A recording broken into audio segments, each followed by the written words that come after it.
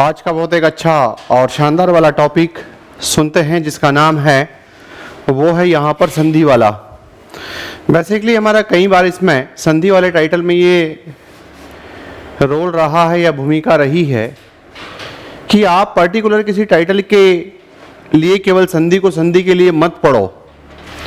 जिस दिन आपको ये समझ में आ जाएगा कि संधि को संधि के लिए ना पढ़ें और बाकी चीज़ें भी हमको ये काम करता हुआ दिखाई देगा, उस दिन मान करके चलिए कि जहां 3-4 प्रश्नों से आपका जो बाउंड्री वाले जो आप रुकते हो वहां पर 5 प्रश्नों की लीडिंग लेते हुए दिखाई दोगे।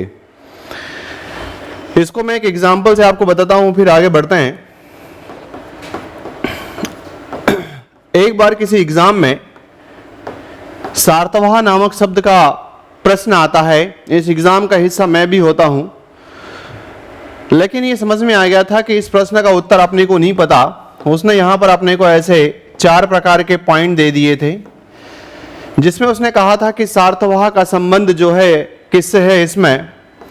तो इसका आंसर उसने दिया कि ये क्या ब्राह्मण से हैं, या फिर क्षत्रिय से है, या इसमें वैश्य से है, या फिर शूद्र से है। ये 4 बातें जो है इसमें यहाँ पर दी। फाइनली थक गए कि हमको इस प्रश्न का उत्तर नहीं आता, लेकिन हमको एक टाइटल आता था और इस टाइटल के बिहाव पर हमने एक कॉन्सेप्ट को यहाँ जो है वो अचीव कर लिया। सबसे पहले इस पॉइंट को नॉलेज था तो हमने इसको ऐसे ब्रेक कर दिया और ये पॉइंट आपके पास यहाँ पर स प्लस अर्थवाह के नाम से ये जाना गया। अब यहाँ पर भी इसके बिहाव पर भी इसका उत्तर देने का प्रयास किया कि इस शब्द का उत्तर क्या होना चाहिए, नहीं समझ में आया। फिर यहां से हमको एक नॉलेज और था कि इस पॉइंट को हम यहां पर ऐसे कर दें। अब मेरे पास ये जो पॉइंट था, इस वाले पॉइंट ने हमें यहां पर यहां तक ले गया और ये वाला जो पॉइंट है वो यहां से हमको आगे की तरफ ले गया। अब इसमें लगा कि यार हमेशा जब हम कई बार जब बात करते हैं तो ऐसा लगता है कि स का मतलब होता है साथ में। आंसर है कि हाँ, स का मतलब होता है साथ में। चलो ठीक है, बोले क्या साथ में, तो वो बोला यहाँ पर कि अर्थ साथ में होना चाहिए। फिर बात आए कि अच्छा अर्थ साथ में रहता है तो वाह वाह होता है, तो आंसर है कि हाँ वाह वाह होता है, क्योंकि जो कुछ है वो इसी की दम पर है सब कुछ। तब यहाँ पर देखा कि प्रारंभिक काल में जब इनकी अगर हम बात करते हैं तो ये तो वो लोग थे जो आमतौर पर पढ़ाने का काम करने वाले लोग हैं। इट मीन्स यहाँ पर ये तो शिक्षा देने वाले लोग हैं, तो इनसे इनका कोई कनेक्शन नहीं है। फिर यहाँ पर यह बात आई कि यदि राष्ट्र की रक्षा करनी है तो राष्ट्र की रक्षा करनी है तो उसके लिए यहाँ पर ये लोग चाहिए, तो इनका भी इससे कोई कनेक्शन नहीं है। फिर यहाँ पर यह है कि इंदौर जैसे शहर को और कुछ शहरों को यदि स्वच्छता में टॉप की पोजीशन पर लाना है तो साफ सफाई का काम इसमें है यहाँ पर। बोले ठीक है। ये शब्द बचा वैश्य, तो वैश्य से एक शब्द बनाए यहाँ पर वणिक, और वणिक से बनाया जो है वो बनिया, और बनिया इट मीन्स यहाँ पर व्यापार। बनिया इट मीन्स आपके पास व्यापार, और व्यापार मतलब क्या, तो आज सिक्के ऐसे देखें तो कल ऐसे देखें, कल ऐसे देखें, कल ऐसे देखें, कल ऐसे देखें। इट मीन्स यहाँ पर ये समझ में आ गया कि एक काम करते हैं, जब लोग यहाँ पर अंधे होकर के जब टिक लगाते हैं तब हम यहाँ पर गैस तो लगाया लेकिन इंटेलिजेंस गैस लगाया, और इसका आंसर जो है वो यहाँ ये दे करके एग्जामिनेशन हॉल से बाहर निकल गए। जब लोगों से पूछा, बहुत सारे जो ज्ञानी भी थे इसमें, जब उनसे पूछा कि क्यों तुम्हें तो बहुत ज्ञान है इस इतिहास का, बताइए इस प्रश्न का उत्तर क्या है। बोले आज तक इतना पढ़ा लेकिन ये शब्द ही नहीं पढ़ा यार, तो मैं तो ये लगा के आ गया। जाओ, मैंने कहा ठीक है तूने ये लगाया। मैंने कहा देख बेटा मैंने इसका उत्तर ये लगाया और ऐसे लगाया। 3 दिन बाद जब आयोग की आंसर शीट आई तब उसमें उसका उत्तर जो है वहां पर ये निकल करके आ गया। नॉलेज नहीं था। इसलिए कहते हैं कि भाषा को भाषा के लेवल तक मत पढ़िए, जीएस में कैसे सपोर्ट करती है वो कई जगह ऐसे एग्जाम्पल्स इसमें यहां पर आते हैं। नॉलेज नहीं था, इस एक प्रश्न की सहायता से मैं अंदर हो गया मेंस में। अगर ये नहीं होता तो नहीं अंदर होता। तो इसका मतलब है कि जब एग्जामिनेशन हॉल में जाते हो तो खज्जू होने के लिए थोड़े जाते हो। एग्जामिनेशन हॉल में जाते हो तो मैंने नहीं पढ़ा इस बात का रोना रोने थोड़ी जाते हो। जब एग्जामिनेशन हॉल में जाते हैं तो भगवान ने आप लोगों को सीपीयू भी दिया है तो उसका भी तो उपयोग करना होता है। और ऐसी स्थिति में जब अगर ये पॉइंट आपके पास यहां पर चला गया, देखिए कि जिंदगी में बहुत सारे ऐसे जब ये कॉन्सेप्ट आते हैं तो उन कॉन्सेप्ट में यहां पर इस टाइटल का बड़ा रोल होता हुआ दिखाई देगा। इसीलिए इसी कड़ी में आगे की तरफ यहां पर बढ़ते हैं कि अपना जो टाइटल है उसका नाम है आपके पास संधि। तो मैंने आपको समझा दिया है कि इस टाइटल को केवल इस बात के लिए मत पढ़िएगा कि ये जो है तुम्हारे हिंदी के प्रश्न सही कराएगा ये और कहाँ के सही कराएगा, ये आगे तुमको थोड़े बहुत चीजें बताऊंगा। पॉइंट अपने पास यहां पर आया इसमें संधि वाला कॉन्सेप्ट। सबसे पहले इसमें जब शुरू करते हैं तो यहां से कहानी चालू होती है इसके अर्थ से। तो बेसिकली इसका अर्थ इस बात का बोध कराता है, ये कहेगा या तो ये मेल है, या ये कहेगा ये योग है, या ये कहेगा कि ये जोड़ है। मेल है, योग है या जोड़ है, ये इस बात की फीलिंग कराता हुआ दिखाई देगा। ठीक है, चलिए फिर यहां पर बात ही निकल गई कि किसका योग कराएगा, किसका मेल कराएगा, किसका जोड़ कराएगा। तो कभी कभी एग्जामिनर कहते हैं कि दो वाक्यों का जोड़ कराएगा। अरे दो वाक्यों का जोड़ कहां से कराएगा? कभी कभी कहता है दो शब्दों का जोड़ कराएगा। दो शब्दों का जोड़ कहां से कराएगा? ये कराएगा आपके पास यहां पर दो वर्णों का या ध्वनियों का। उसको आप ऐसे देखो, जैसे मान लो अगर हमारे पास यहां पर ये एग्जाम्पल है, कल हम एक टाइटल पढ़ चुके थे वर्ण विच्छेद। इस वर्ण विच्छेद वाले टाइटल से तुम्हारे पास इस बात का ज्ञान है कि ये जो पॉइंट तुम्हारे पास यहां पर आने वाला हा है, अब तुमको यहां पर अंत में हा नहीं दिखाई देना चाहिए। यदि हा दिखाई दे रहा है तो इसका मतलब है कि तुमको फिर समझ में नहीं आता, है ना। यहां पर क्या दिखाई देगा? तो पहले शब्द के अंत में क्या है, कौन सी ध्वनि है, कौन सा वर्ण है, कौन सा स्वर है। तो उसका उत्तर क्या गया? इसका उत्तर क्या गया? क्या लोगे इसका उत्तर कि पहले शब्द के अंत में क्या है? तो क्या कहेंगे इसका उत्तर? आंसर है आपके पास यहां पर आ। दूसरे शब्द के प्रारंभ में आपके पास क्या है? ई है। तो ये आपके पास क्या है? दो वर्ण हैं। ये आपके पास क्या है? दो ध्वनियां हैं। ये दो ध्वनियों का, दो वर्णों का क्या होगा? तो उसने कहा कि योग होगा, और योग होने पर ए बनेगा। ये कैसे बनेगा? ये जब गुण संधि का नियम आएगा तो देखेंगे। अभी तो हम परिभाषा डिस्कस कर रहे हैं इसमें यहां पर। तो ऐसी स्थिति में अपन ने कहा कि दो वर्णों के या दो ध्वनियों के, या पहले शब्द का अंत की वर्ण या अंत की ध्वनि और दूसरे शब्द का प्रारंभ का वर्ण या ध्वनि के संयोजन से, के मेल से, के योग से कोई नया वर्ण अगर बनता है तो उसे हम यहां पर जिस नाम से जानते हैं वो पॉइंट क्या कहलाता है? तो उसे संधि कहते हैं। तो जब अगर आप इसको जोड़ोगे तो उस परिस्थिति में आपके पास यहां पर, चूंकि इसमें से आपने आ ले लिया, इसको हटाया, इसमें से ई लिया, इसको हटाया, दोनों के बराबर ए बना, ये इसके ऊपर लग जाएगा। तो ये यहां से काट दिया, ये यहां से काट दिया, पीछे क्या बचा था? आधा न, और उसके बाद में क्या बचा था? द्र। तो ये कॉन्सेप्ट आपके पास यहां पर इसमें आ गया। तो अभी हमने केवल यहां पर परिभाषा देखी, बाकी तो फिर जोड़ा जाड़ी वाली कहानी इसमें देखते हैं। इसी के पैरेलल एक पॉइंट जो है वो चलता है, और वो पॉइंट ये चलता है आपके पास यहां पर संयोग। जब संयोग की बात करते हैं तो जैसे मान लो अगर आपके पास एग्जाम्पल है राम, और इधर की तरफ है आपके पास चंद्र। जब अगर आप इसको जोड़ोगे तो ये एग्जाम्पल आपके पास बनेगा यहां पर रामचंद्र। जब अगर आपके पास यहां पर एग्जाम्पल है प्रयाग, और इधर की तरफ है यहां पर राज, तो जब इसको योग करोगे तो ये है आपके पास प्रयागराज। इट मीन्स यहां इतना समझ में आ गया कि ये दो ध्वनियों के मिलने से किसी प्रकार का कोई विकार्य परिवर्तन नहीं हुआ। इन दो ध्वनियों के मिलने से किसी प्रकार का कोई विकार्य परिवर्तन नहीं हुआ। तो जब अगर दो ध्वनियों के मिलने से, दो वर्णों के मिलने से कोई विकार्य परिवर्तन होगा तो उस विकार्य परिवर्तन को जिस नाम से जानते हैं वो टाइटल हमारे पास कहलाता है संधि। और जब अगर हमारे पास यहां पर उसमें कोई विकार्य परिवर्तन उत्पन्न नहीं होता तो उस बात को हम यहां पर जिस नाम से जानते हैं वो टाइटल क्या कहलाता है? संयोग। अब इसका मतलब है कि क्या सारे शब्द जो है इस प्रकार के बने हुए हैं कि या तो वो संधि होगा? तो आंसर है नो। सारे शब्द ऐसे बने हैं कि जो संयोग हो गए? आंसर है नो। जैसे अगर आप यहां पर ये लिख लो, जैसे ये हाथ है, अगर हाथ को लिख दिया तो ये न तो किसी का योग है, न किसी जगह संयोग है, न किसी की संधि है। तो हर एक शब्द में, यहीं से पहले पॉइंट से ही क्लियर कर लीजिएगा कि हर एक शब्द में संधि हो ऐसा जरूरी नहीं है। यहां पर हर शब्द में संयोग हो ऐसा जरूरी नहीं है। जो संधि युक्त शब्द होंगे बेसिकली उसी में संधि होगी, और नहीं होगा तो वहां पर नहीं होगा। तो ये कॉन्सेप्ट अपने पास यहां पर इसमें गया। फिर इससे आगे की तरफ जब चलते हैं तो सबसे पॉपुलर प्रश्नों में एक प्रश्न यहां पर आता है कि ये कितने प्रकार की होती है? तो इसका उत्तर है कि ये 3 प्रकार की है। ये तो आप सबको पता है। और आप जानते हैं कि पहला नाम आपके पास यहाँ पर स्वर, दूसरा नाम आपके पास यहाँ पर व्यंजन और तीसरा नाम इसमें यहाँ पर क्या है, तो आंसर इसमें विसर्ग। एक को हम स्वर कहते हैं, दूसरे को व्यंजन और तीसरे को विसर्ग के नाम से जानते हैं। ये 3 इसके भेद होते हैं। ठीक है, अब एक एक को जो है उठाएंगे, उससे पहले 2 लाइन जरा स्पीड से इसमें लिख लो। कॉन्सेप्ट अपने पास है यहाँ पर संधि। संधि शब्द का अर्थ होता है मेल या योग या जोड़। संधि शब्द का अर्थ होता है मेल, संधि शब्द का अर्थ होता है मेल या योग या जोड़। नीचे परिभाषा,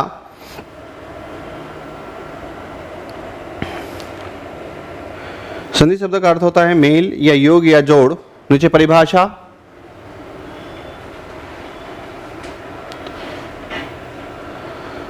दो वर्णों या ध्वनियों के आसपास आने से, दो वर्णों या ध्वनियों के आसपास आने से, दो वर्णों या ध्वनियों के आसपास आने से, दो वर्णों या ध्वनियों के आसपास आने से उनके योग से जो विकार या परिवर्तन उत्पन्न होता है, जो विकार या परिवर्तन उत्पन्न होता है उसे, जो विकार या परिवर्तन उत्पन्न होता है उसे संधि कहते हैं। जो विकार या परिवर्तन उत्पन्न होता है उसे संधि कहते हैं, या उसे संधि कहते हैं, या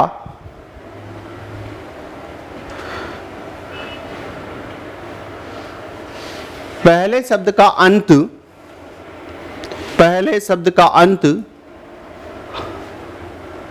पहले शब्द के अंत और दूसरे शब्द के प्रारंभ, और दूसरे शब्द के प्रारंभ के वर्णों के योग से, पहले शब्द के अंत एवं दूसरे शब्द के प्रारंभ के वर्णों के योग से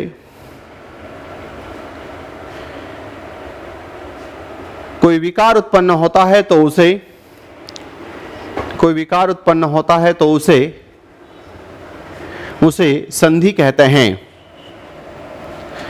उसे संधि कहते हैं। जैसे, जैसे महा प्लस इंद्र, महा में हा के नीचे आ, इंद्र में इंद्र के नीचे ई के नीचे ई, और आ प्लस ई बराबर ए, और बराबर महेंद्र। महा प्लस इंद्र,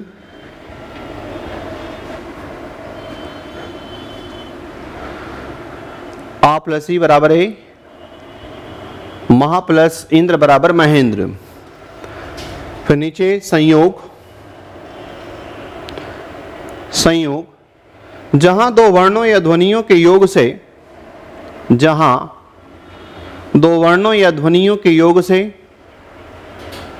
वर्णों या ध्वनियों के योग से कोई विकार या परिवर्तन न होता हो, कोई विकार या परिवर्तन न होता हो, कोई विकार या परिवर्तन न होता हो,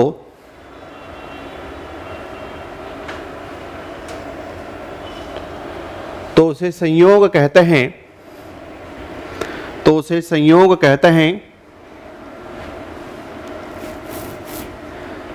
जैसे राम प्लस चंद्र बराबर रामचंद्र, जैसे राम प्लस चंद्र बराबर रामचंद्र,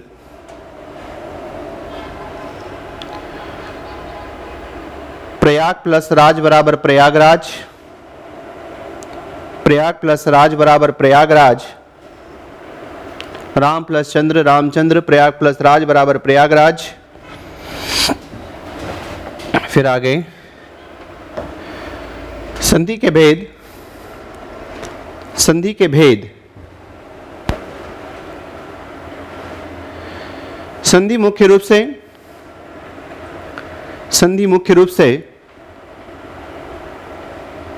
3 प्रकार की होती है। नंबर 1 स्वर, नंबर 2 व्यंजन और नंबर 3 विसर्ग। नंबर 1 स्वर, नंबर 2 व्यंजन और नंबर 3 विसर्ग। नंबर 1 स्वर, नंबर 2 व्यंजन और नंबर 3 विसर्ग। सबसे पहला हेडिंग डालो इसमें यहां पर स्वर संधि। सबसे पहला पॉइंट है इसमें स्वर संधि। इसकी परिभाषा यूं ही जो है वो आपको याद रह जाएगी इसमें यहां पर, और नाम ही लिखा है कि जब स्वर संधि की अगर हम बात करते हैं तो यहां पर किसका योग होगा, किसका जोड़ होगा, तो आंसर आता है कि उसे स्वर संधि का जोड़ होगा। आइडेंटिफिकेशन ऑफ द प्रॉब्लम, सबसे पहले समस्या की पहचान इस बात को लेकर के ही कर दी जाती है इसमें कि यदि तुमको उसका विच्छेद करते आ गया तो आइडेंटिफिकेशन कोई डिफिकल्ट टास्क नहीं है। जैसे हम कहते हैं अरे ये कौन सी होगी, स्वर होगी, व्यंजन होगी, विसर्ग होगी, काय को इतना जो है बल लगा रहा है दिमाग के ऊपर, क्योंकि इतना तो घी भी नहीं खाने को मिलता है ना। तो पॉइंट यहां पर आता है कि क्या विच्छेद करते आता है, answer yes, then identification of the problem यहां पर सॉर्ट आउट हो जाएगी। तो इसमें जैसे अगर अपन ने यहां पर कहा कि आपसे अगर वो पूछ लेता कि महेंद्र में कौन सी संधि है, तो आपकी गाड़ी अटक जाती और आप दिमाग लगाते कि मैंने रटा हुआ था कि नहीं। तुमको ये पता होता कि ये एग्जाम्पल इस बात से लेकर के यहां पर ये बना हुआ है और पहले शब्द के अंत में आ है, दूसरे शब्द के प्रारंभ में है ई है, तो तुम दोनों जो है ये जानते हो कि ये दोनों क्या है, तो ये दोनों स्वर हैं, तो जजमेंट लग जाएगा कि ये जिसका एग्जाम्पल होगा वो स्वर का होगा। अब स्वर के टाइप्स में जब कहानी होगी तो फिर वहां देखेंगे, कम से कम यहां से तो निकले स्वर और व्यंजन और विसर्ग के चैप्टर से तो बाहर निकले कि अगर होलिस्टिक अप्रोच पूछ ली जाती है तो हमारा प्रश्न गलत यहां पर नहीं होगा। तो पॉइंट आया कि दो स्वरों के मेल से होने वाले विकार्य परिवर्तन को जिस नाम से जानते हैं वो कहलाता है स्वर संधि। फिर यहां आगे की तरफ इसमें याद करते हैं कि ये जो है 5 प्रकार की होती है ना। देखो अब क्या चीजें हैं कि इसके 5 प्रकार याद रखना, ये मेमोरी है, ये जो है एग्जाम्पल है, ये अंडरस्टैंडिंग है। जिस दिन विद्यार्थी वर्ग ये जान लेता है कि मेमोरी की चीजें क्या, अंडरस्टैंडिंग की चीजें क्या, तो आधा लोड अपना यूं कम करता है। अब यहां पर 5 की बात की करें इसमें, तो पहला नाम इसमें यहां पर क्या आता है, तो पहला आता है इसमें यहां पर दीर्घ संधि या दीर्घ स्वर संधि। दूसरा है आपके पास गुण संधि। तीसरा है गुण के बाद में इसमें नाम जो है वो है वृद्धि। चौथा है यण और पांचवा यहां पर इसमें जो नाम आता है वो है इसमें आयादी का नाम आता हुआ दिखाई देता है। ये 5 इसमें यहां पर पॉइंट हैं। 5 में से मात्र सबसे फर्स्ट वाली संधि ऐसी है जिसकी अपनी परिभाषा है, बाकी के अपने नियम है, और नियम को ही परिभाषा के रूप में या संकल्पना के रूप में इंटरप्रेट कर लिया जाता है। केवल परिभाषा इसकी मिलती है, बाकी फिर यहां से आपको यहां तक आपको इसमें क्या मिलेंगे, तो आंसर है कि नियम, उन नियमों को ही परिभाषा के रूप में ट्रीट करना पड़ेगा। अब इसमें सबसे पहला वाला पॉइंट जो है वो आता है इसमें यहां पर दीर्घ संधि का। तो जैसे अगर दीर्घ नाम लिखा इसमें यहां पर दीर्घ स्वर संधि या दीर्घ संधि। अब इसमें जैसे अगर इसे कॉन्सेप्ट को दबोचना है तो इसे कॉन्सेप्ट को दबोचने के लिए चीजें आपके पास सफिशिएंट हैं, इसलिए वर्णमाला पढ़ी जाती है ताकि हमको ट्रांसफर ऑफ लर्निंग करते बन जाए कि एक जगह कोई चीज हमने सीख ली है तो उसका दूसरी जगह हम अप्लाई कर लें। क्या हम जानते हैं कि दीर्घ स्वर कितने और कौन कौन से हैं? पंडित कामदा प्रसाद गुरु के अनुसार यदि आप लोगों से पूछा जाए कि दीर्घ स्वर कितने और कौन कौन से हैं, तो क्या हम जानते हैं कितने और कौन कौन से हैं? कितने हैं? 3 हैं। पंडित कामदा प्रसाद गुरु के अनुसार पहली जो है मर्तबा यहां पर 3 जाएगा, और 3 में जो कॉन्सेप्ट जाता है, एक है आपके पास आ, एक है आपके पास ई, एक है आपके पास ऊ। अब इसमें यहां पर इसको जो तोड़ने की जो कंडीशन आपके पास थी वो 4 प्रकार से है। एक जोड़ा, दूसरा जोड़ा, तीसरा जोड़ा और चौथा जोड़ा, ये 4 प्रकार से जो है ये टूटता है। अगर ये 4 प्रकार से टूटता है तो ये कितने प्रकार से टूटेगा? ये भी 4 प्रकार से जाएगा। तो ये वाला कितने प्रकार से जाएगा? ये भी 4 प्रकार से जाएगा। इट मीन्स अब ये जो है अगर आपसे कोई पूछता है कि ये दोनों कैसे हैं, दोनों समान है असमान है, तो हम यहां पर कहेंगे समान है। ये दोनों भी समान है, ये दोनों भी समान है। अब एक बार एक परिभाषा ऐसी पूछ ली कि जब 2 सजातीय स्वरों के मिलने से, अब उसने वहां पर शब्द क्या यूज कर लिया, तो सबकी 12 बज गई। उसमें शब्द उसने वहां पर यूज कर लिया कि 2 सजातीय स्वरों के योग से कोई विकार या परिवर्तन उत्पन्न होता है तो उसे किस नाम से जानते हैं, तो उत्तर नहीं दे पाए। तो अब यहां पर समान इट मीन्स इसमें अपन ने, अगर आप लोगों को याद हो तो ये जो है जब सजाती स्वर की बात की थी, अगर याद हो तो जब सजाती स्वर की बात कही थी तो वहां पर यह कहा था कि एक ही मां के संतान हैं, दोनों जुड़वा हैं, ये भी एक मां के संतान है, दोनों जुड़वा हैं, ये भी एक मां की संतान है, और एक बड़ा है और एक छोटा है, पर मां का गर्भ तो एक ही है। तब यहां पर बात आई कि सजाती है, तो आंसर है यस, एक ही स्थान से जन्म लेने वाले बच्चे हैं ये। तब यहां पर कंटेंट ये निकल करके गया कि परिभाषा में उसने सजाती शब्द लिख दिया तो 12 बज गई। अब ऐसे ही टाइटल्स क्यों आते हैं, तो कहा यही जाता है कि जब हजारों बार एग्जाम हो जाती है तो टॉपिक तो वही है, लेकिन उस टॉपिक में इनोवेशन की दृष्टि से एग्जामिनर जब अपना पॉइंट विशेष सोचता है तब वहां पर आपके पास ये पॉइंट होना चाहिए। तो परिभाषा एक तो ये कि दो समान स्वरों के मेल से होने वाले विकार्य परिवर्तन को दीर्घ स्वर संधि कहते हैं। दूसरी परिभाषा क्या, तो दूसरी परिभाषा कि दो सजातीय स्वरों के योग से या उनके मेल से कोई विकार्य परिवर्तन उत्पन्न होता है तो उसको हम जिस नाम से जानते हैं वो क्या कहलाता है, उसे दीर्घ स्वर संधि कहते हैं। तो इसमें लिखो, पहला हेडिंग है स्वर संधि, इसकी परिभाषा लिखना, दो स्वरों के योग से, दो स्वरों के योग से होने वाले विकार्य परिवर्तन को, दो स्वरों के योग से होने वाले विकार्य परिवर्तन को स्वर संधि कहते हैं।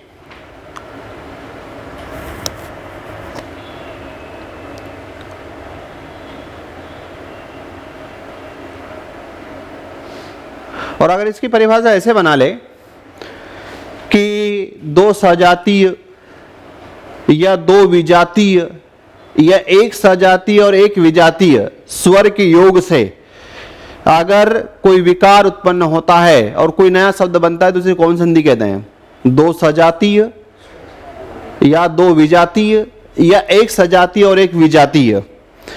तो चूंकि अगर ऐसी कोई बात आती है तो इसका मतलब है कि इन पांचों परिभाषाओं का जिस्ट आ जाएगा वहां, इन पांचों टाइटलों का उसमें जिस्ट आएगा, तो आंसर है यस। क्योंकि देखो यहां से ले लिया सजाती, जब अगर गुण संधि का एग्जाम्पल ले लोगे तो वहां पर आपके पास ये दो जो है वो कैसे हो गए, ये जो है आपके पास यहां पर ये जो है आपके पास कैसे हो गए, तो आंसर इसमें आया कि ये जो है जोड़ा विजातीय का है। तो इसका मतलब है कि या तो सजाती सजाती हो या फिर आपके पास यहां पर विजातीय का भी योग अगर बनता है, हेट्रोजेनिटी का भी योग बनता है, तो भी आपके पास यहां पर स्वर संधि आती हुई दिखाई देती है। आगे लिखना इसमें, यह 5 प्रकार की होती है, यह 5 प्रकार की होती है। नंबर 1 दीर्घ संधि, नंबर 2 गुण संधि, नंबर 1 दीर्घ संधि, नंबर 2 गुण संधि,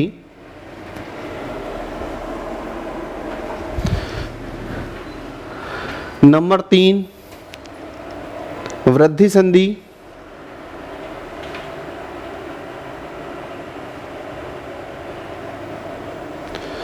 नंबर 4 यण स्वर संधि और नंबर 5 अयादी स्वर संधि। नंबर 1 दीर्घ, नंबर 2 गुण, नंबर 3 वृद्धि, नंबर 4 यण, नंबर 5 अयादी। अब पॉइंट लिखना है इसमें यहां पर दीर्घ स्वर संधि का,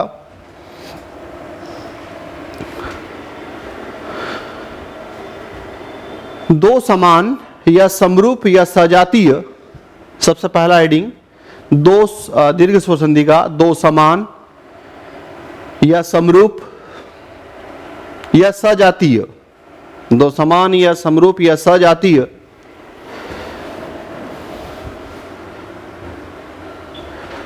वर्णों के मेल से, वर्णों के मेल से कोई विकार्य परिवर्तन उत्पन्न होता है, वर्णों के मेल से कोई विकार्य परिवर्तन उत्पन्न होता है तो उसे, कोई विकार्य परिवर्तन उत्पन्न होता है तो उसे दीर्घ संधि कहते हैं, उसे दीर्घ संधि कहते हैं।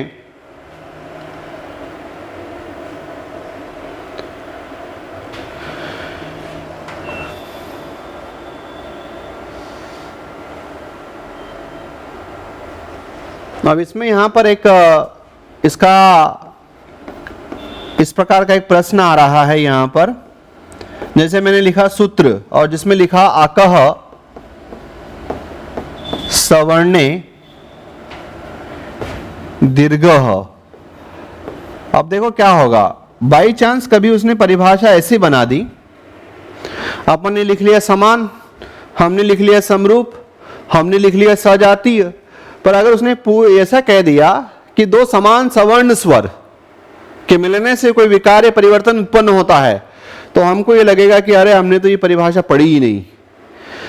तो इसका यहां पर जब इस संधि को बनाया गया तो उस संधि को बनाने के दौरान जो भाषा के विद्वानों ने इसके लिए एक सूत्र रखा, और उस सूत्र का नाम क्या यहां था, तो आंसर है आपके पास अकः सवर्णे दीर्घः। तो नीचे पहले इसका सूत्र लिख लो, अकः सवर्णे दीर्घः, मतलब इसमें यहां पर दो सवर्ण स्वर चाहिए तो दीर्घ बनता है, अकः सवर्णे दीर्घः। इसका सूत्र क्या है, तो सूत्र है अकः सवर्णे दीर्घः। फिर यहां पर नीचे लिखो इसमें ये तीन स्वरों के नाम आ, ई और उ, इन तीन स्वरों के नाम लिखिए इसमें यहां पर आ, ई और उ। आ के नीचे 4 जोड़े, ई के नीचे 4 जोड़े और उ के नीचे 4 जोड़े जो है वो बना लो इस फिर से। आ के 4 जोड़े, ई के 4 जोड़े और उ के 4 जोड़े बना लीजिए इसमें। आ के 4, ई के 4 और उ के 4।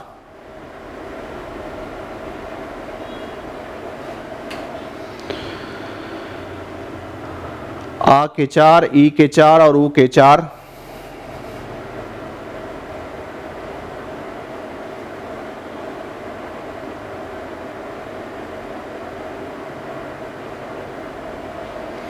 हो गए 4 4 4 4 4 की जो है वो 3 आपके पास यहाँ पर पॉइंट आ जाएगा। फिर यहाँ से इसमें आगे की तरफ बढ़ते हैं।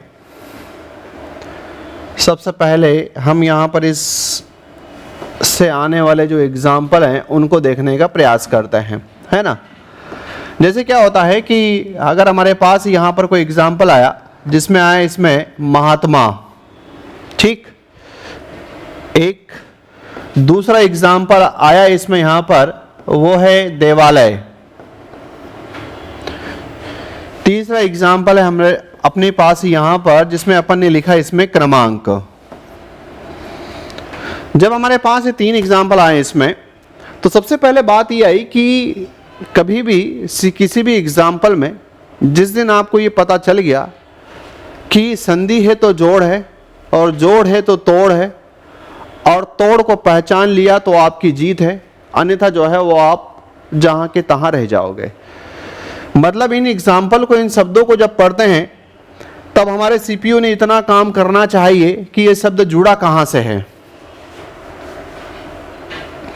नहीं समझ में आ रहा है तो जो स्वर होगा, जैसे मान लो अगर आ से रिलेटेड आइडियोलॉजी है तो आ पर जुड़ी हुई होगी, ये वाला पॉइंट कहां से जुड़ा है, तो इसका आंसर है आपके पास आ से। ये पॉइंट जो है इसमें कहां से जुड़ा हुआ है, तो आंसर है आपके पास आ से, है ना, यहीं से जुड़ा हुआ होगा। ये पहचानना सबसे बड़ा आपका दायित्व है। मैं एक आध एग्जाम संधि में से बताऊंगा, फिर बाकी आपको ऑटोमेटिक पहचानने के लिए कहूंगा, इसलिए पहले वाले पॉइंट में यहां से ध्यान से सुन लीजिए।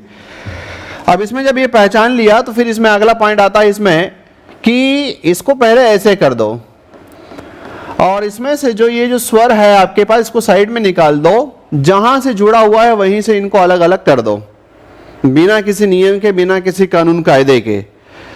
जब ये कर दिया तब हमको ये समझ में आ गया कि ये पॉइंट जो है यहां से ये जुड़ा हुआ था। अब ये आ कितने प्रकार से टूट सकता है, 4 प्रकार से टूट सकता है। तो 4 प्रकार से टूटेगा तो जो इसका जोड़ा बनेगा उस 4 में से, जैसे मान लो अपने यहां पर कहा तो जो 2-2 के जोड़े अपन ने बनाए वो कौन कौन से थे। एक आपके पास ये अ, दूसरा यहां पर आ और आ, तीसरा इसमें यहां पर इसमें अ और आ, और चौथा आपके पास आ और अ। इसका मतलब है कि यहां से एक चीज पहले शब्द के अंत में लगेगी और ये वाले टाइटल दूसरे शब्द के प्रारंभ में लगेगा। तो पहले शब्द के जो पहले शब्द का जो अंत है उसमें से कोई एक पॉइंट यहां से लगा दे, या तो अ लगेगा या आ लगेगा। क्या लगाना चाहिए, आ लगाना चाहिए। तो ये जो है इसमें यहां पर आ लगा दिया, तो ये है आपके पास पॉइंट। अब दूसरे शब्द के प्रारंभ में इसमें से कोई ना कोई एक उठाना है, चाहे तो आ उठाओ तो आत्मा बनेगा, आ उठाओ तो आत्मा बनेगा। तो तुम्हारी सबकी आत्माओं को पता है कि यहां पर क्या आना चाहिए, है ना। तो पॉइंट आपके पास है, यहां पर ये कहा जाता है कि यहां पर पॉइंट आपके पास आ है, तो इन चार में से कोई एक जोड़ा यूज हो गया।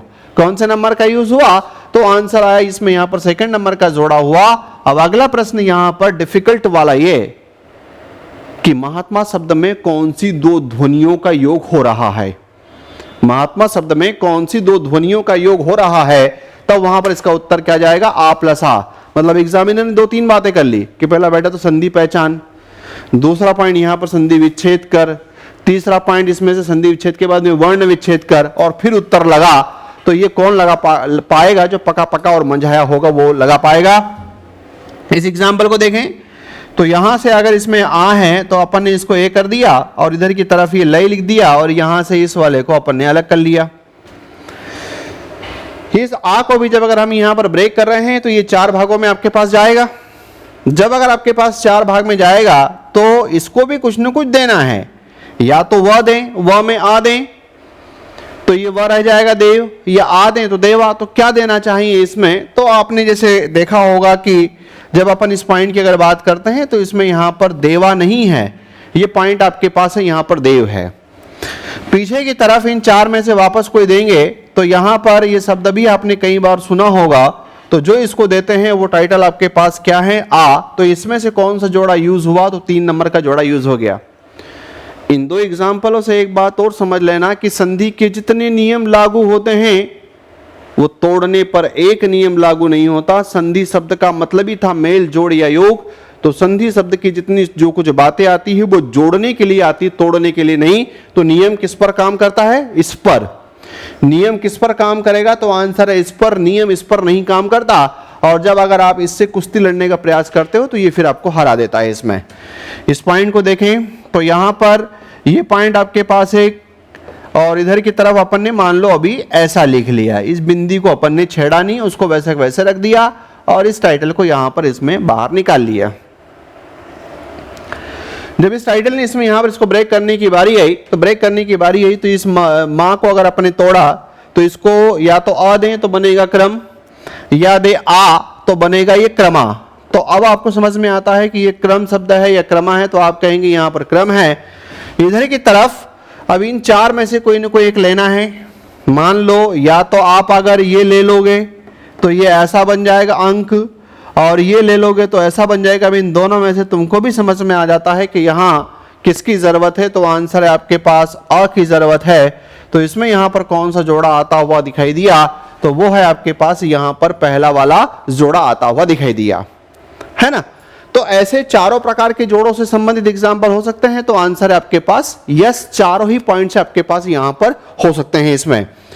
अब मैं यहां से आगे की पॉइंट पर निकलता हूं। जैसे मान लो अगर हमारे पास यहां पर ई है तो इनसे रिलेटेड भी क्या चार प्रकार की स्थितियां आ सकती है, तो आंसर आता है कि यस। अब इसमें सबसे पहला एग्जाम्पल मान लो अपन ने लिया यहां पर कपीश। जैसे ये एग्जाम्पल आता है आपके पास कपीश, तो सबसे पहले ये आइडेंटिफाई होना चाहिए कि ये जुड़ा कहाँ से है। तब इसमें ये आएगा कि ये जुड़ा हुआ कहाँ से है, तो यहाँ से है, प के पास से है। जब अगर यहाँ से जुड़ा हुआ है तो इसको अपन ने ऐसे अलग कर लिया, और इसमें जो है कौन सी मात्रा है, तो बड़ी ई की मात्रा को अलग कर लिया। बड़ी ई की मात्रा कितने प्रकार से टूटती है, आंसर है 4 प्रकार से। अब प के ऊपर कोई ना कोई मात्रा लगेगी, या तो छोटी या बड़ी। कौन सी लगाएं, छोटी लगाएं। अब यहां पर छोटी लगाते हैं तो बेसिकली ये शब्द जो है वो बनता है आपके पास कपी। इट मीन्स कपी का मतलब होता है बंदर। यदि बड़ी कपी हो जाती है तो क्या बन जाता, आप अगर इस पर बड़ी की मात्रा लगा देते और कपी जो है वो वहां पर बन जाता, तब इसमें कपी में जो है वो क्या होता है, इसमें मतलब उस कपी शब्द का मीनिंग क्या चला जाता। तो उस कपी शब्द का मतलब होता है, कभी अगर आपने वो जो ओपन कुएं देखे हो और उसमें जब बाल्टी ऊपर की तरफ लानी होती है और बीच में जो रस्सी जिस घिरनी की सहायता से जो चलती है, आपकी भाषा में बेरिंग बोल लो, जिस घिरनी की सहायता से ऊपर की तरफ आती है उसको कहा जाता है वहां पर बड़ा वाला कपी, और छोटा वाला कपी क्या है, बंदर। अब यहाँ सा है, इट मीन्स ये जो ई टूट रहा है तो 4 हमारे पास यहाँ पर ई है ना। तब उसमें से यहाँ पर कोई ना कोई एक लगाएंगे, तो इसका मतलब है कि 4 जोड़ों में से एक लगेगा। तो यहां पर आएगा बड़ा वाला ई। अभी बड़ा वाला ई हमको कैसे पता चलेगा? तो ये है कि कुछ एग्जाम्पल्स ऐसे होते हैं जहां पर शुद्ध और अशुद्ध वर्तनी आपको याद रखनी पड़ेगी। और एक खासियत और है कि इस शब्द अगर एक बार लग गया, 50 बार भी अगर इसकी जरूरत पड़ेगी तो फिर अब हमको दिक्कत नहीं है। 50 बार आपके पास यहाँ पर ई जो है वो सभी एग्जाम्पलों में इस जब भी बनेगा ऐसे ही बनेगा, जिसका मतलब होता है राजा है पति। तो ये पॉइंट आपके पास यहाँ पर आया, कपि प्लस इस बराबर इसमें कपिश होता हुआ दिखाई दिया। तो जोड़े में हंस में क्या है? छोटा ई प्लस बड़ा ई। अब जैसे मान लो अगर अपन कोई सा दूसरा उदाहरण लें और इसमें ये आया सबसे पावरफुल एग्जाम्पल और सबको डुबाने वाला एग्जाम्पल, नाम है इसमें यहां पर महेंद्र। जब जब इसकी संधि पूछी गई है, बच्चे ने बहुत स्पीड मोड में इसको तोड़ दिया है, विच्छेद कर दिया है। क्या? महा प्लस इंद्र। तो इसका सही में क्या होगा? महा प्लस इंद्र होगा। यदि आप भी ऐसे करोगे तो आप भी डूब जाओगे, क्योंकि ये जो पॉइंट आपके पास है बड़ी ई की मात्रा है, तो ये महा प्लस इंद्र के रूप में आपको तोड़ने की परमिशन नहीं देती। ये है महा, पीछे की तरफ है आपके पास नद्र। मात्रा कौन सी है? बड़ी ई की। जब बड़ी ई की मात्रा है ये बाइफरकेट होगी तो इसको देगी छोटी या बड़ी। मतलब आप यहां पर आ नहीं लगा सकते क्योंकि ये लगाने की परमिशन नहीं देगी, बड़ी मात्रा लगेगी। और बड़ी मात्रा जो है वो आपके पास मही शब्द जब बनता है तो पृथ्वी का पर्यायवाची है। पीछे की तरफ भी हमको कोई छोटी या बड़ी देना है। आपने देखा होगा कि जब इंद्र शब्द लिखते हो तो इंद्र शब्द लिखने के दौरान ई कौन सा आता है? तो वो है आपके पास यहाँ पर छोटा वाला पॉइंट। तो इसलिए इसमें यहाँ पर मही प्लस इंद्र, इट मीन्स बड़ा प्लस छोटा का जोड़ जो है वो आपके पास इसमें बनता हुआ दिखाई दिया है ना। ऐसे ही एक दो अगर एग्जाम्पल में इसके दिखाऊं, जैसे मान लो ये आपके पास आ जाता है ये वाला पॉइंट गुरुपदेश। अगर एग्जाम्पल आया गुरुपदेश तो उदाहरण कहां से टूटेगा? यहां से, क्योंकि 3 टाइटल थे, बड़ा आ, बड़ा ई और बड़ा ऊ। यहां से टूटेगा तो पहला शब्द आपने ऐसा लिख दिया गुर, पीछे की तरफ यहां लिख दिया आपने पदेश, एक लिख दिया गुर, दूसरा है पदेश। अब यहां कौन सा स्वर आपने साइड में किया है? तो इसमें जो है अपने साइड में यहां पर किया है वो है बड़ा वाला ऊ, है ना। हाँ, बड़ा वाला ऊ जो है आपके पास अगर यहां से टूट रहा है तो इसको या तो देगा छोटा या इसको देगा वो बड़ा। तो कौन सा गुरु को मिलने वाला ऊ कौन सा होता है? छोटा वाला। हमेशा जो है वो ध्यान रखना है अगर बड़ा ऊ लगा दिया तो डुबो देगा ये, ठीक है।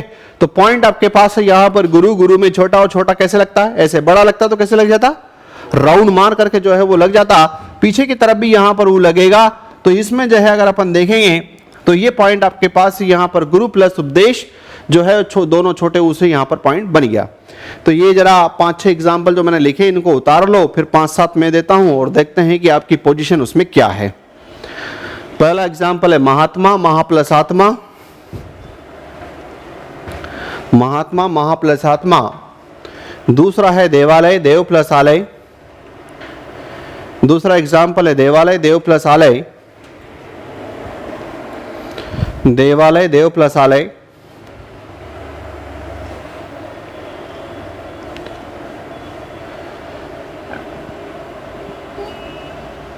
तीसरा क्रमांक, क्रम प्लस अंक। क्रमांक, क्रम प्लस अंक। चौथा है कपीस, कपि प्लस ईश। कपीस, कपि प्लस ईश।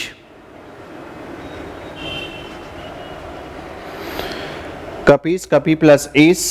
महेंद्र, मही प्लस इंद्र। महेंद्र, मही प्लस इंद्र। महेंद्र, मही प्लस इंद्र। कपीस, कपि प्लस ईश। महेंद्र, मही प्लस इंद्र। गुरुपदेश, गुरु प्लस उपदेश। गुरुपदेश, गुरु प्लस उपदेश। गुरुपदेश, गुरु प्लस उपदेश। ठीक है। अब मैं जो है इसमें यहां पर कुछ उदाहरण दे रहा हूं तो उसको एक बार आप बना करके देखें कि आपकी पोजीशन क्या है।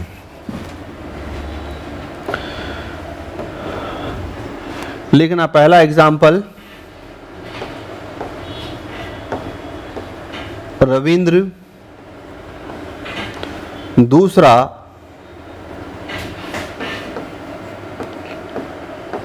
पुरुष प्लस अर्थ, तीसरा यथार्थ, चौथा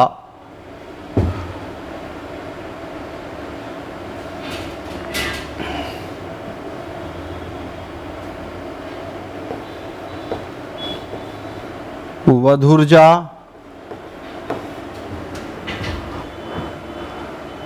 पांचवा कटुक्ति,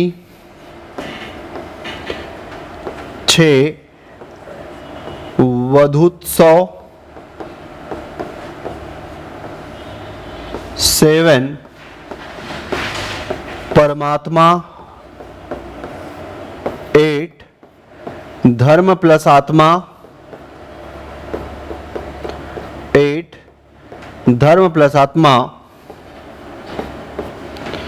9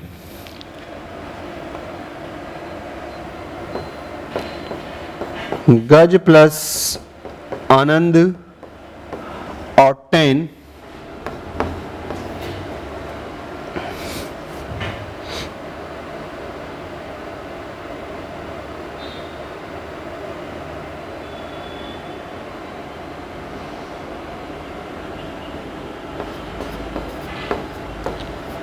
परीक्षा।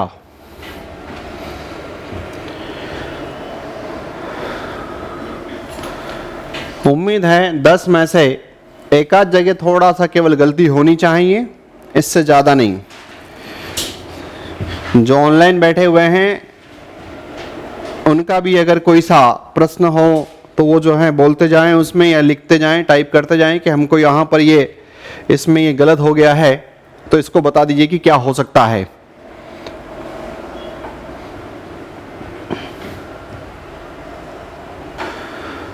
पहला वाला एग्जाम्पल है जिसका बनेगा ऐसा, रवि प्लस इंद्र। दूसरा वाला एग्जाम्पल है इस प्रकार से बनेगा, पुरुषार्थ। तीसरा वाला बनेगा यथा, और इधर की तरफ अर्थ।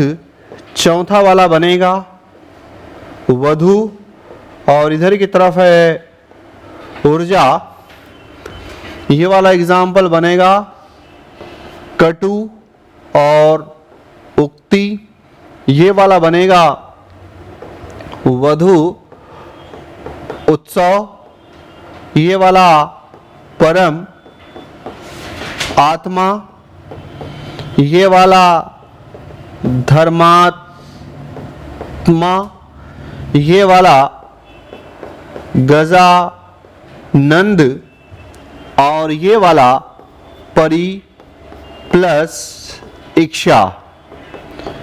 कितने ऐसे लोग हैं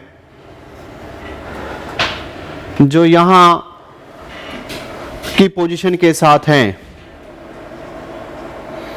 ऑनलाइन बैठे हुए साथी का अगर कोई सा पॉइंट गलत हो तो बताएं। सभी सही हैं? 8 वधु में गलती की है आपने। परीक्षा और यथार्थ। परीक्षा में क्या, यथार्थ में क्या गलती कर दी? यथ प्लस अर्थ लिखा था, जो कि यथार्थ, यथा प्लस अर्थ। और परीक्षा में मात्रा, मात्रा ई पे पड़ी मात्रा। इसमें परी में नहीं, परी के बाद ई है ना, इच्छा लिखी मैंने, मतलब इच्छा नहीं। अच्छा, शब्द वो चेंज कर मारी, ये पीछे की ध्वनि चेंज कर मारी। नहीं नहीं, ये ऐसा लिख दिया। नहीं नहीं, ये जो ई है वो छोटी लिखा ऐसा। हाँ तो ये तो ठीक है, सुधर जाए, कोई दिक्कत नहीं इसको। बाकी अगर इच्छा कर दिया हो तो फिर मामला गड़बड़ हो जाएगा। तेरे बंधु नहीं, टोटल कितने? 8। और एक वधुत्सव के अलावा एक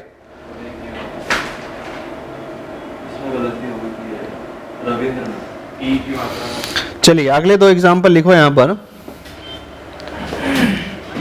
एक है सुक्ति,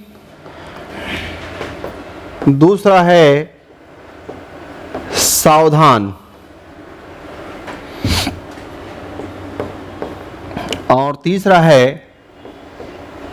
स्वार्थ। पहला सुक्ति, दूसरा सावधान, तीसरा स्वार्थ।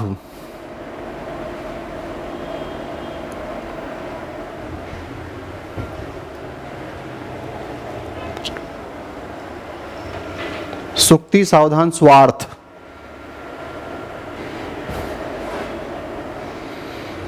और एक चौथा भी है तो लिख लो इसमें यहां पर, भुर्जा,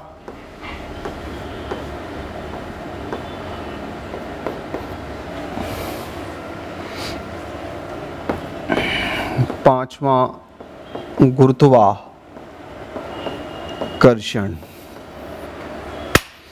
सुक्ति, सावधान, स्वार्थ, भुर्जा, गुरुत्वाकर्षण।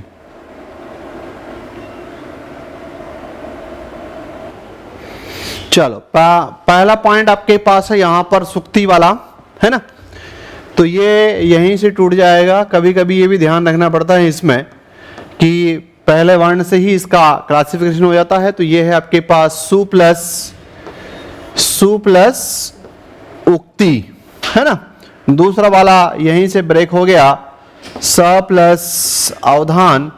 तीसरा वाला यहां से है स्व प्लस अर्थ, और चौथा वाला है भू, और इधर की तरफ ऊर्जा, और ये है गुरुत्व, और पीछे की तरफ है आकर्षण। नो डाउट, उम्मीद करते हैं कि यहाँ पर सभी के सभी जो है वो सही इसमें यहाँ पर बने होंगे, या सभी के सभी इसमें सही होंगे। ठीक है, चलो इस पॉइंट को आज यहीं विराम देते हैं, फिर कल इससे आगे नया पॉइंट लेते हैं। जय हिंद, जय भारत।